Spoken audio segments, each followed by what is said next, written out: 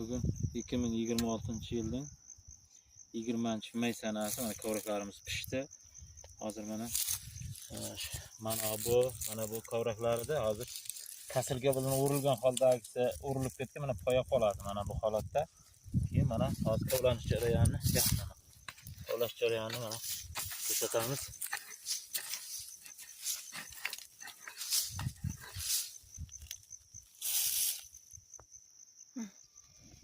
Mana shu holatda mana yaqindan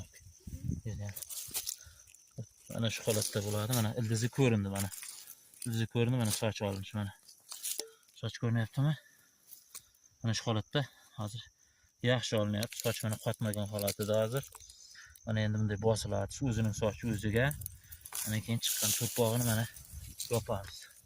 Yopilgandan keyin mana bunday quragan barglarini olib, mana hozir endi beda urilib ketganiga chiqqan, mana ustiga mana de kesak qo'yiladi. Bu holat nima uchun qo'yiladi? Sababi yana bir masalan 10 kun 20 kun dimlanadi shu holatda.